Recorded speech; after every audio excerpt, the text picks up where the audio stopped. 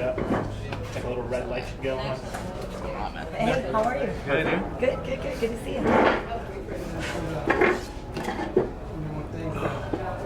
Fun.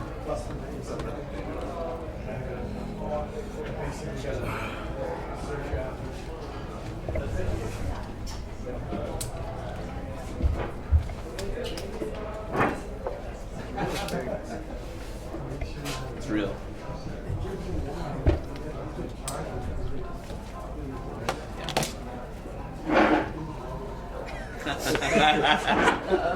Very resourceful of you.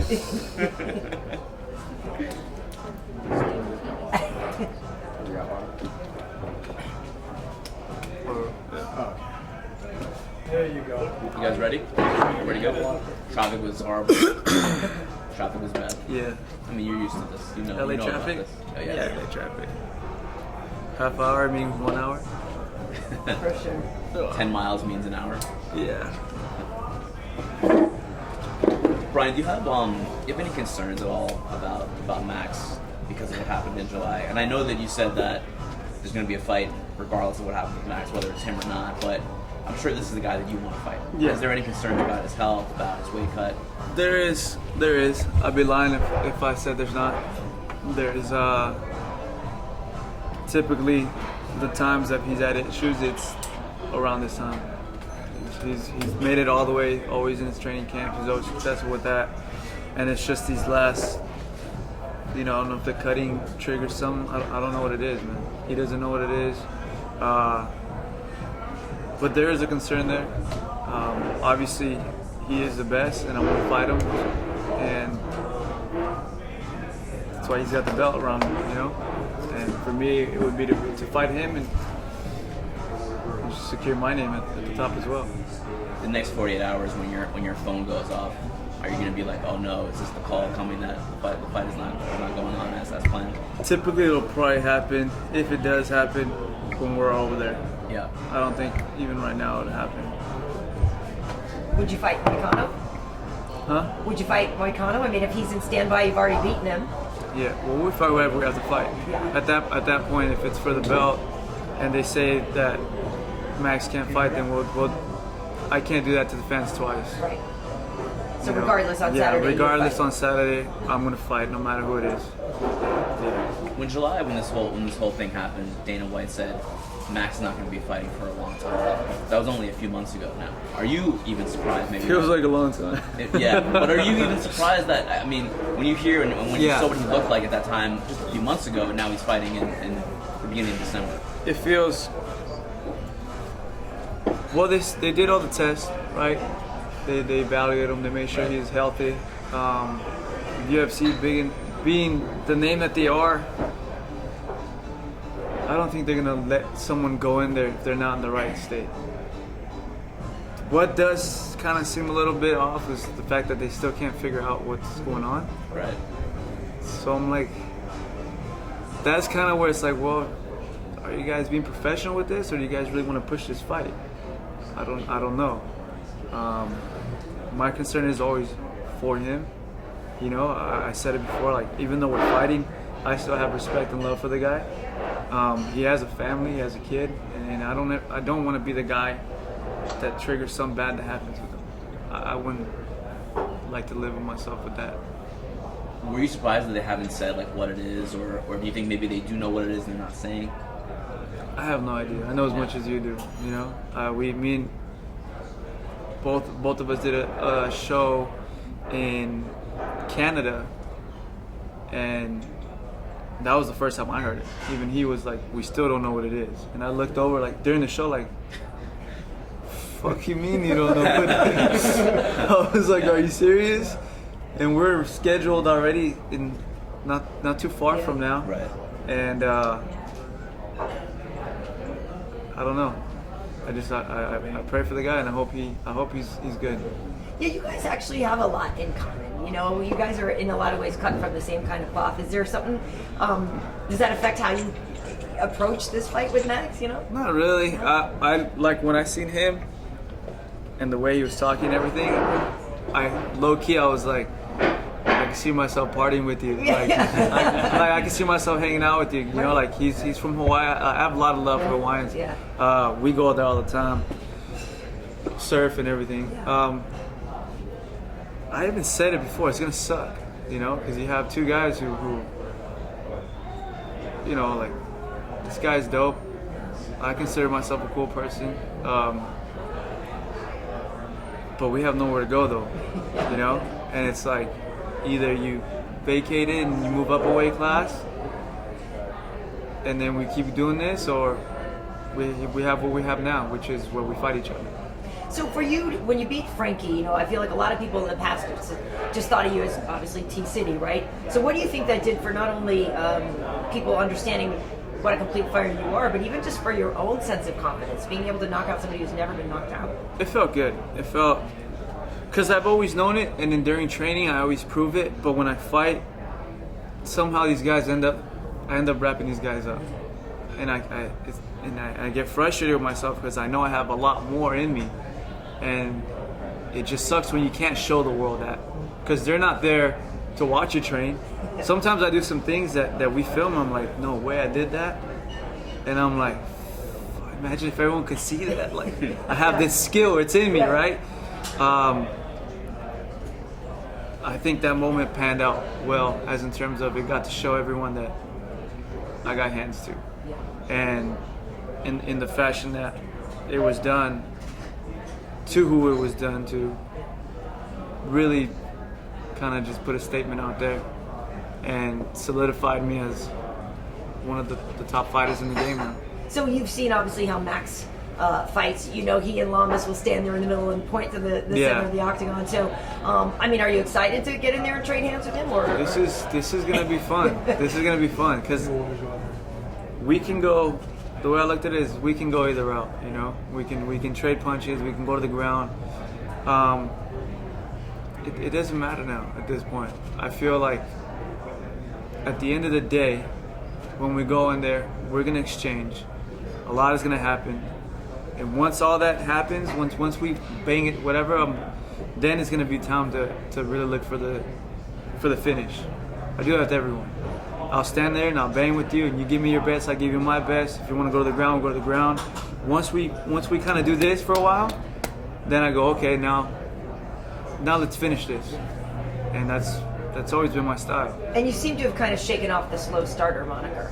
Yeah. A little bit. Yeah. Did you see yourself as one though? Yeah. Like I said, even till now, I feel like I'm still new to learning. And to the game in itself.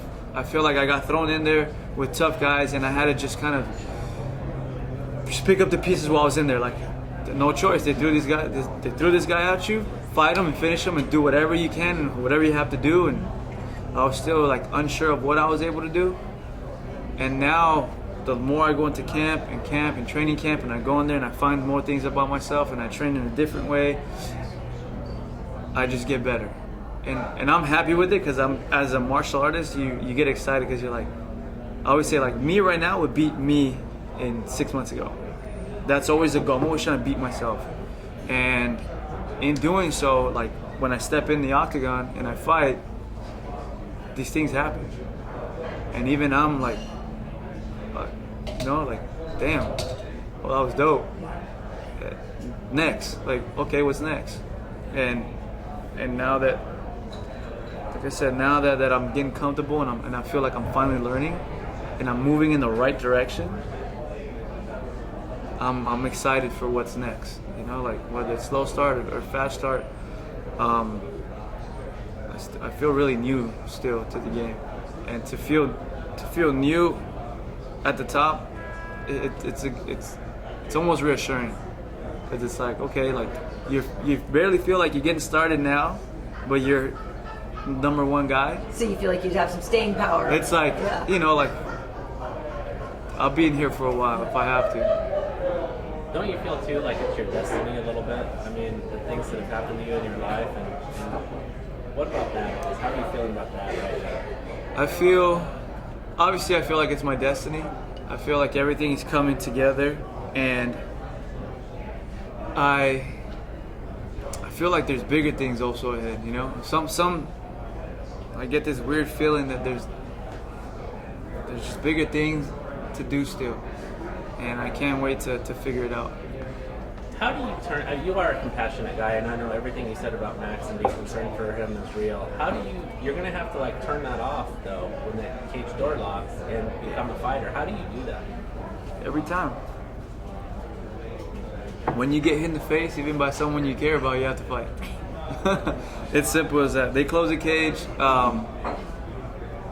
Once you get hit, it's on and cracking. You know, whether you like them or don't like them, whether,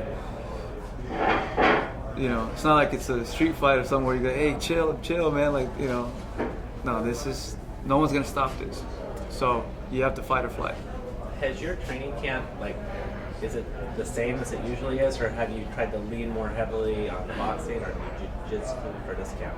We've done everything that we've always done, which is go back to the films and study and get better for yourself. We watch some film on Max as in terms of what he's going to bring to the table, what we have to be aware of, but our training typically always just stays the same. Like I said, I always just want to beat me. My goal, they said the biggest, your toughest opponent is in the mirror. So as long as I keep beating me, then I'm going to be all right. And I guess last thing for me is like you have so many things going for you. It's I mean we can see that, and I think that the people that follow the sport can see that too. Is it hard to not let yourself get ahead of yourself and anticipate all those things that could be coming your way, given your personality, where you're from, and just who you are? I mean, I always laugh about it because I say even if we lost it all, at least we had it for a bit. But no, man, I take it day by day. I take it fight by fight. I don't get ahead of myself. I know what's in store already. Even whatever the outcome of this fight is, I know what's in store. But no, man, I feel really good. I feel good about. I look at what happens, worst case scenario and best case scenario, right? And either way, I'm good. I always look at it like you're good. No matter what happens, win, lose, draw, like I'm gonna be all right. It's not like life's gonna, things still. The world keeps moving, and it's like always, man. That doesn't really affect me. Henner was on the MMA Hour this morning, and he said that people around you and him feel like you've already won in many ways because you're a professional athlete. You got out of the place where you came from. You're already here. You've already won. Is there an element? I know that you want more, but is there an element of that you feel too? Yeah, I feel the same way. I feel like we're not struggling as much as we were before. Our problems are we start to think and you feel like you have problems and you go, wait a minute, like, shut up. Yeah, you're all right now, dude. Like, relax. Do you still get the old element, though, the bad element coming around, or were you able to really separate? Did you want to separate all the way? Not all the way. Yeah. I feel I would never turn my back on anyone, nor think that I'm better than them. At the same time, I do explain to them I can't be with you outside, anymore like how it used to be, or I can't be doing, Now we hang out and we do things on my terms, as in terms of, you guys love me, right? Keep me safe. You guys respect me, right? Let's do things this way. The game's just changed, And for me, these guys all been loving. They know not to bother me during training camp. They know not to take me out even after I win. Like, they know where to take me out to, where not to. Like, they know me so well now that it's like they know my answer is gonna be no, yes, no, and then I have to think about it as well. I'm like, do I want to go to the club with these guys? Yes and no, right? Like, yes, I want to celebrate with them because they see me when I was a kid, but no, because most likely they're gonna get drunk, something's gonna happen, and I'm gonna be right there. So it's just kind of now realizing where to put yourself in and where not to put yourself in. Is there a constant temptation, though, in some ways, to fall back into where you were, 10 years ago? Because you're still around the same people, like you said, it's kind of the same group. The temptation's not really there anymore, as in terms of doing stupid things, like go and fight or whatever, the things we did. feel more the temptation is now like let's more like to celebrate. Like we have someone from the harbor area who's doing something, making it. Like I want to celebrate with all you guys. But I know at the same time I got to be careful how I celebrate it, you know. But the temptation's not there, as in terms of doing stupid things. No. Sometimes I just do it on my own, but it wasn't like it wasn't planned, you know. What is a 2018 Brian Ortega problem compared to like a 2007 Brian Ortega problem? Shit. These are the problems. You said the problems aren't really problems now. 2007, I always had to look over my shoulder, as in terms of just walking down the street. I was walking. I didn't have a car. I didn't even have a car. I was walking, always looking on the street. You're always worried if it's, you know, if something's gonna pop off. No, relax. You don't get to relax. Now I still have those, we call like kind of PTSD moments where you're always still walking. You're like, you still look, or you go somewhere and you're aware. But I feel like that's more just the teaching that I got from that environment that just keeps me surviving. But the problems are different, man. Like I said, I would watch over my back, or I would see what kind of mess we're gonna get into, or who we're gonna find, or what you know, what it was that we're gonna somehow create. Versus now, it's like problems today are like there's no waves to surf, like like or you know, it's different, you know. There's like, oh, this guy's calling you for this, or you know, what about this deal, or you know, it's different now, you know. So it's night and day compared to the problems, and I'd rather have these ones than the other ones, I'll tell you that. Are you a target at all, though, because of your success? You know, where you're from in like San Pedro, Harbor area? I mean, because people know you, and they probably knew you back then, and they, I don't know, you know what I mean? That's a fear. Yeah. That's a fear that I have. I always tell everyone everything, all the time. I tell them, you know what, like, one of my fears is, there's that song says, everything that you do will come back to you in your sweet in time. So that's why I still don't relax. Even my coach gets mad at me sometimes, because, you know, it's like, he's like, come on, man, relax. I go, nah, I'm always good, but I just never know. Someone one day or whatever. You never know, man. It's something that you don't know. So we always stay alert, and we're ready, you know, all the time. Are there plans to move you and the family out of, no, stay in there, ride or die, that's it? On the way over here, we're driving through Beverly Hills. Yeah. And we just joked around right now saying that.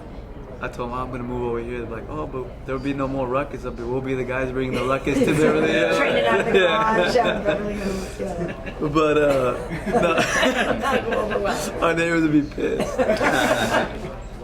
No, I think I like it there. For the most part, there's not too much hate. You know, usually a lot of people get hate from their own city. I get a lot of love, and if there's someone hidden in there who, whatever, then it is what it is. You know, my day will come.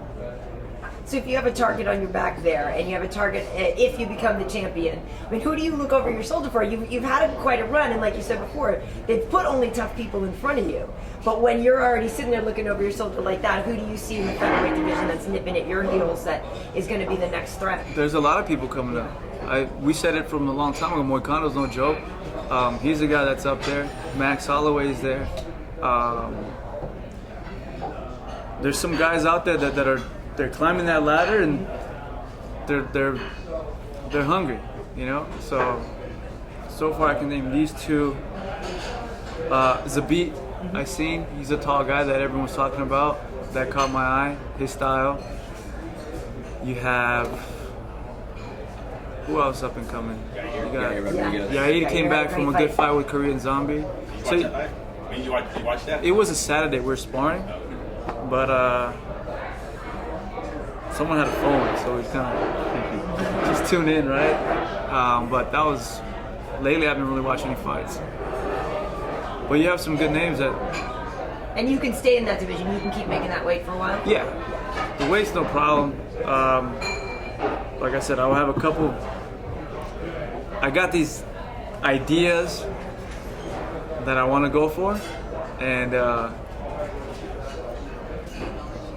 if I'm become successful, then hopefully I can start asking Dana White for Yeah, them. because that's the thing. It's all the super fights now. Yeah, it's the you know super what I mean? fights. So is that the type of Because thing? then you look at it, you're like, okay, the champions are good. Like you become a champion and you do this, and then you look at it, and some of these guys who make super fights, even you're like, damn, I wish I was a part of that fight. So you want to fight Conor? I like super fights. I want super fights. You know, I like guys that I can match up well where people don't know what's gonna happen. Like I feel like this, whether the title was here or not, I feel like this is a super fight. But could you fight TJ at 35? Can you make 35? I don't know if I go that far. I'd make it, but I don't think I'd show up right. No, I don't think Yeah. so either. I'm not trying to see that. Catch weight 140. Yeah. So when you watch Khabib versus Conor, are you going like be in there? I was. Yeah. Yeah, I was watching a lot of things in that fight that I was. If I was in that position, I was like, there's a lot of things I would be doing differently. And that kind of just made me realize the more, kind of just what I want as a super fight if I ever get there. And it's within reach. If I play my cards right, it's within reach. It feels like you're more interested in the Khabib matchup than the Conor matchup in some ways. Yeah. Just the stylistic matchup. Right? The stylistic matchup, because every grappler, we have this. I mean, since even before I was training, this whole wrestler versus jiu-jitsu. You know what I'm saying? This, we get along in the gym, but we're always like, you know, like, and this is a matchup where our hands are both good. He's a top game guy and a wrestler, and I'm a bottom game guy, and I'm a jiu-jitsu guy. You know, it's like, I'd watch. yeah, I'd watch. If both those guys were off for a long time, the trouble they got at, maybe Ferguson too. Ferguson is a good bottom guy jiu-jitsu as well. That's why he's got a shot for Khabib first, I think. But you know, we'll see what happens with that. You know, he's got a good bottom game. Yeah. One of the things that happened with the last fight that we saw is that you stood your ground on a lot of things with the UFC, with Dana. So, you know, you talk about your evolution as a fighter. What's your evolution as a businessman? Like, as opposed to when you first got in the UFC, ready to fight anytime, whatever you could get. I am a businessman. Always say I'm a businessman, but I'm a businessman. That's what Ed Source always tells me. Too busy eating. Too busy eating. See a businessman worry about himself. I feel like I'm learning. Like I'm learning about the game. Now I have I've always had ears, like, you know, like things to listen to, but the people that I've been listening to lately are people who've been around the game, people who understand the game, people who tell me, they kind of reassure me of my worth, because you always doubt yourself. These guys, like, you know, coming from a good source, like, trust me, man, like, just believe me, what I'm telling you, and they explain these situations, and then I go, all right, I'm gonna trust what they're saying, and it works out, and then later on it unravels, and you're like, damn, you guys were right. Like, I'm glad I stuck with you guys, because I had my own doubts with, like, this whole, which is what every fighter has, right? You don't want to say no to them because you know how it is. But if you say yes, you also don't want to be a yes man who just kind of gets used and tossed aside after you're done, you know? So there's this balance of how to play your cards right, and I feel like so far we've played them all right. I feel like everything's ended right. Sorry, Dan. Is there a dream, like, I know if you're talking super fights, but is there a place you've always wanted to fight? Like, are you one of those guys that's always wanted to fight in the super arena in Japan or anything like that? Any place you dreamed of? Not really. No. I So if you feel could like the tell only Dana- one missing is Staples. Staples. Okay. Yeah, because I fought Anaheim, I fought Honda Center, I fought the Forum, and being the LA guy, I feel like Staples is the one where it's like let's sell it out. Let it be hometown. Growing up, obviously, you know, you always see the Staples Center. Driving on the 110 freeway, you see everything all the time.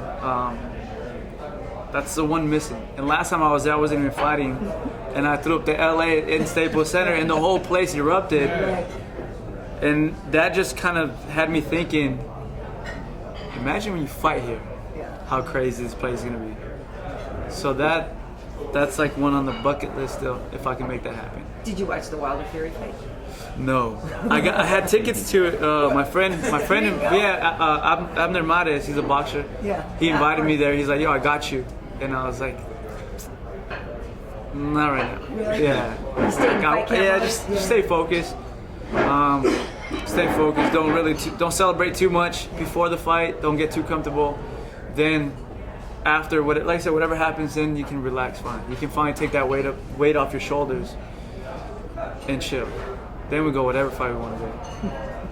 That's a Brian Ortega problem in 2018. Yeah. That's a problem, yeah. Yeah, it is. Yeah, you're right. Yeah. Brian, what do you think would be one of the biggest changes once you become UFC Featherweight Champion? Not much, man. I feel like one of the changes obviously would be the payout, but I feel like the changes for me would be more, I got this now. What do I do with it? How do I get this gift and use it in a different way than everyone's used it? How do I do that? And I'm brainstorming all kinds of ideas, and I'm coming up with all kinds of situations, and we're putting these things into play now. Before it was a thought, and then now these things they're into play. We have the Brian Ortega Foundation that kicked into play. We had these ideas to sponsor kids. That's already into play. We have 18 kids already that we sponsor. Now we have these crazy hospital visits that I want to do, where I want to be the guy who has the dopest care packages for these kids. Not just here's a shirt, here's it. Like I want to have the baddest shoes for them, an iPad. Like even if you don't know who I am, like I want you to be excited to see me because you know it's Christmas when you see me. And that's what I want. Like when I go in there, they're like, I don't know you, but thank you. Like this, damn, bye. But because I just want to make their day, you know. And so we have all these ideas that now we're putting in motion. So we sponsor the kids. We have the T-City Scholarship now out. We upgraded it now to the 2.0, where we're not just jiu-jitsu, but anything that you want to do, we'll take care of it. The hospital visits is the tricky part, but now these care packages are. I said, see if Reebok now we make them some custom shoes for these kids, or like I said, everything's coming into play. I don't want to talk too much, but it's in motion, you know. And with I'm busy for a while. There's no break for me right now, but in a good way though. That's a 2018 problem. Yeah, I can't catch. Before I didn't know what to do with my day. Now the days are planned. Your months are planned. You know, like I'll tell you now. Like I'm busy. After this fight, I get maybe one or 2 weeks off, and then it's work till March. And then after March, then I'm most likely getting to another fight, and then work for then. So that's another 2-3 months. So my break might come after next summer. We're barely, or after 2019. After 2019 summer, then I can finally catch maybe a month, 2 window break. And even then, with what's planned, good luck, you know. So that I just got to adjust to this type of lifestyle now, to where you're constantly busy and you're doing things, and you find little windows of vacation, than just kind of sitting around for 2 months like I used to. That's probably the biggest difference. What is this movie about that you're doing? Tell us about this. It's a movie that I signed with. I don't know. I gotta check, but I think I'll be the first UFC fighter in history to have the lead role in a big movie. Yeah. When you say big movie, what is that like? It's a big movie. Like movie it's theater. Secret. Yeah. Like we're doing it. Yeah, we're. I didn't really talk to the producer yet, so I don't know what he want. If I can say or what I can't say. It's just it's fine. It's just Yeah. We're in Hollywood too. I mean, we know how it works. I mean, we're Yeah. But it's put it this way: we're filming for 3 months, from Where? January to March. This coming. Yeah. Okay. Wow. Yeah. Where are you filming?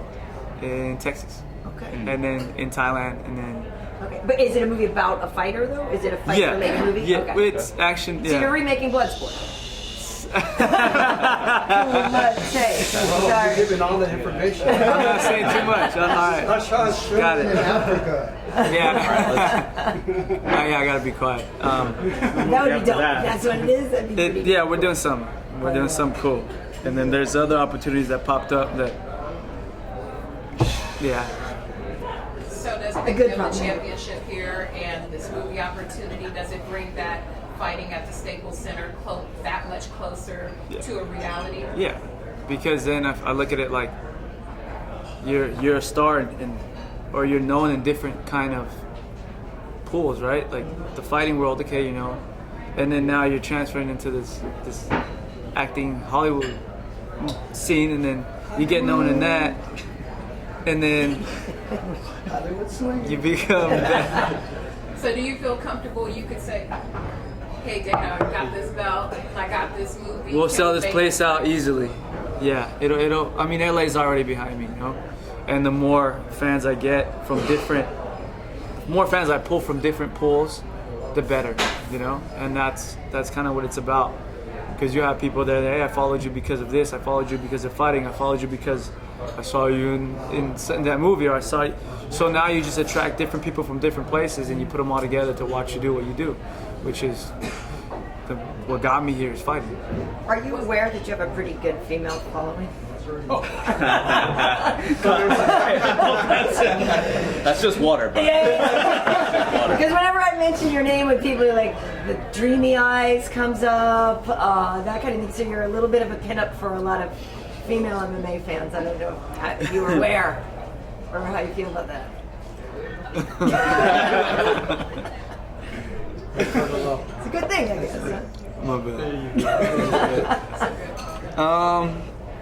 Yeah. 2018 problem. It's a good 2018 problem. No. problem. Yeah, I'm getting noticed more. Yeah. Yeah. Does that? I mean, in all seriousness, you are a father as well. Like, more money, more problems, right? Like that kind of problem is something maybe that actually is a real thing right now of women always trying to get in their space. I'm pretty good at my discipline. Yeah. You know, like I'm focused at what I do, and everyone knows no one could get in my way of my dream. So sorry. Okay.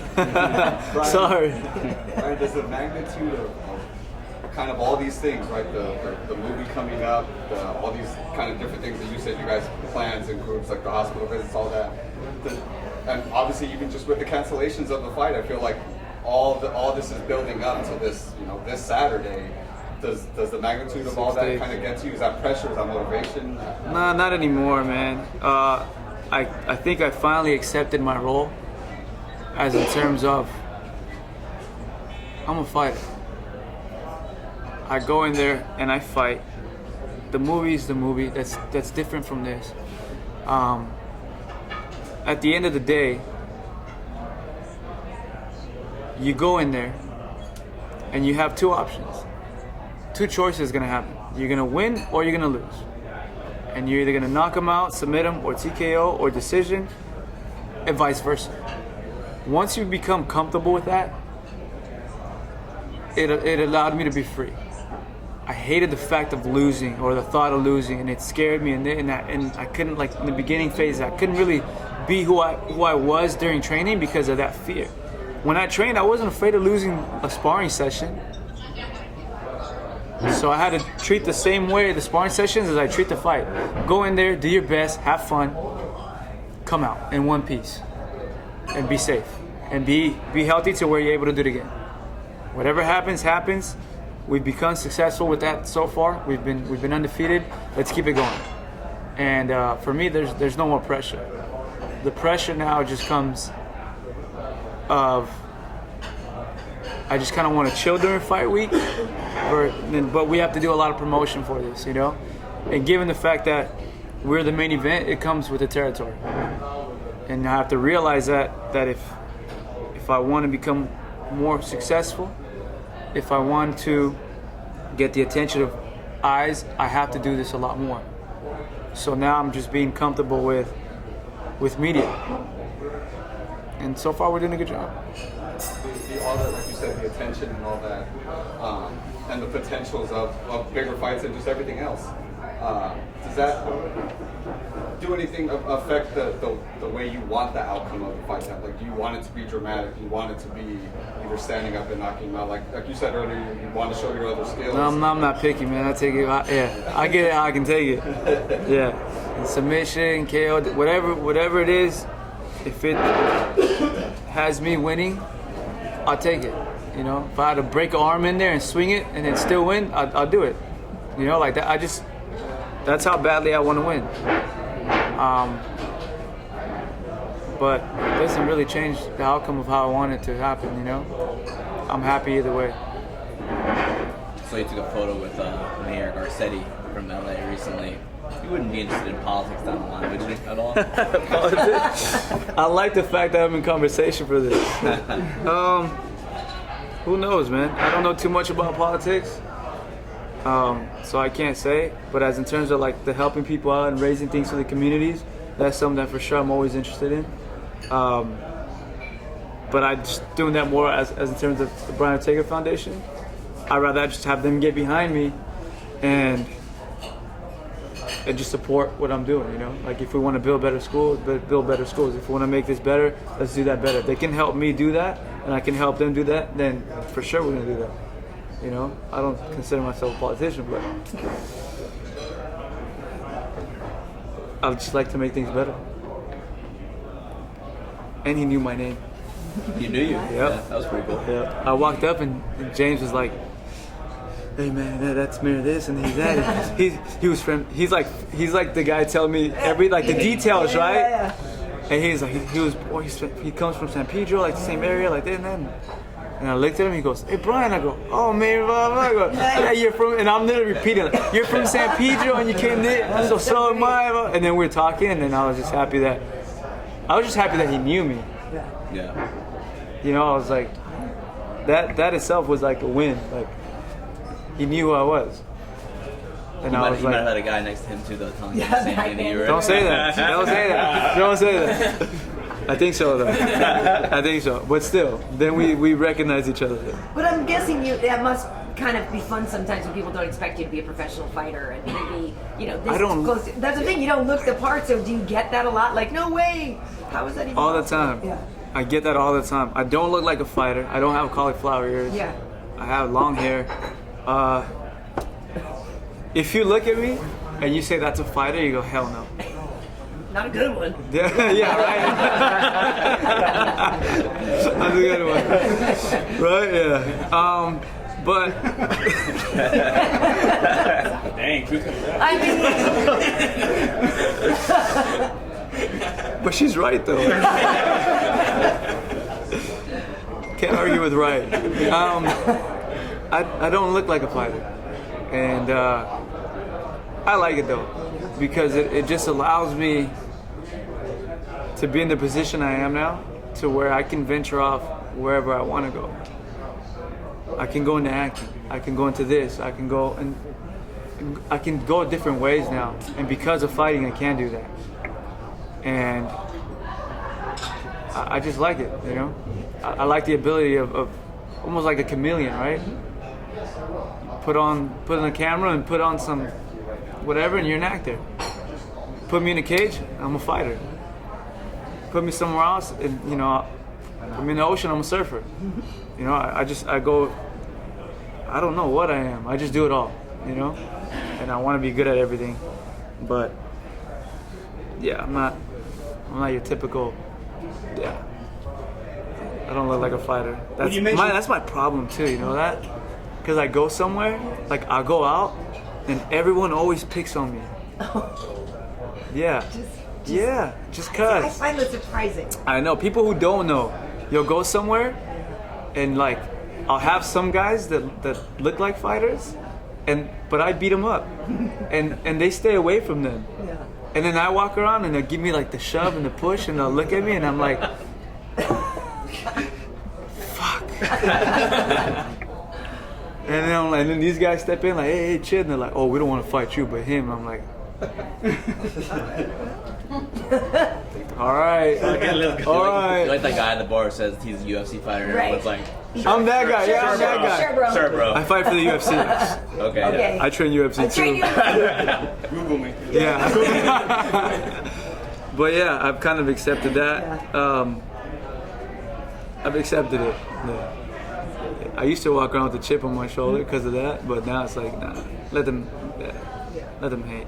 If you can go back in time and tell that mid-2000s teenage Brian Ortega that you're about to fight for the UFC title, you're doing a feature film, you have this foundation, all these things going your way, what would teenage Brian Ortega say if you told him all that? Sure you came from a time machine? I don't know, man. I've always believed in myself. I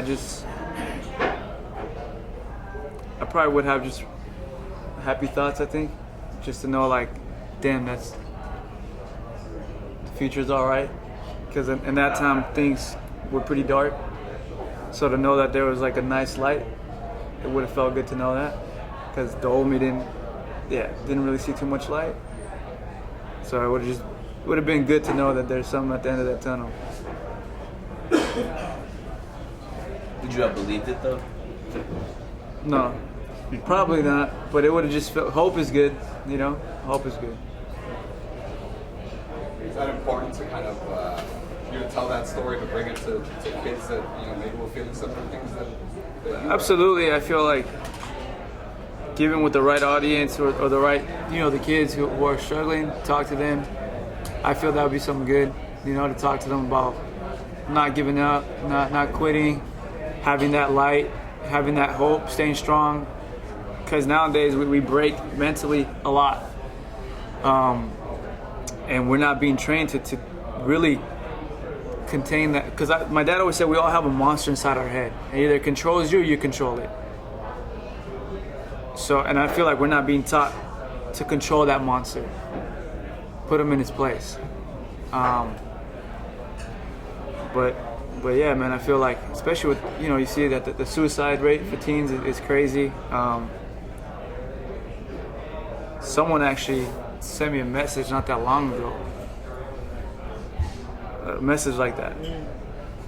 And you go through your DMs and you're like, and the majority you don't read, and this one was like, damn, allow, right back like, hey, don't, find me here, add me on this, add me on that, let's become friends, like, and they're still here, but it's crazy though, man, like, you never know where people are in places, and I had a couple friends commit suicide, so I kind of understand it a bit, so yeah. So this was someone struggling who reached out to you for help, kind of. Yeah. And what did you say? I was just talking to them. Yeah. I just felt like they needed a friend. Right. So I didn't know what to say. I was just, don't do it. Let's talk. How was your day? What's going on? Let me get to know you. Who are you? Talk to me. What's bothering you? What can I do to help? And then just talk to them helped. And then now we just send each other photos back and forth, and just like, oh, I'm in the car. And they're like, oh, now I'm doing this. And it's like, obviously I know I can't do that with the whole world, but start somewhere, right? So yeah, we did that. Really good. So we have the prime foundation. That's what you have. Yeah. Nice. Well, I mean, seriously, you think the Eminem song, Stan, right? The whole thing, Yeah. that happens. That's real. That's real. Yeah. It's heartbreaking. Yeah. Yeah, it was a girl who reached out to me. Yeah. Oh, really? I feel like killing myself. Really. What was that moment like? Just kind of reading that and feeling like, whoa, like I gotta get back to this. I was tripping out. Because it's like, one, I don't know you, and I don't want to say the wrong thing. Right. Because now you're like, man, what do I say? If I say the wrong thing, I don't want I don't want to have that, you know, like that feeling, that guilt. Yeah, and I'm like, but I don't want to ignore it either and say, oh, great, even this guy ignores me too. So it was crazy. Like, don't do it. Talk to me. That was it. And then she started venting out. And then I was just trying to give the best advice I can. And at the same time, just be like, hey, so how you doing? Send me a photo. What's going on? Like, just keep checking in. And until right now, I'm still doing the same thing. Yeah. So I'm glad she didn't do that. Cool. Couple pictures. Yeah. Quick picture. Yeah, if you just stand up for some photos. Yeah.